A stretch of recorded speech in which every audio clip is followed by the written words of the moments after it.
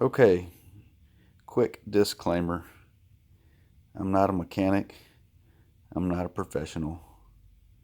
I'm a big nerd. So always wear your safety glasses. So this is what I was talking about on that other video. You've got a, I don't know why we're not focusing here. Let me see if I can't fix this. There we go.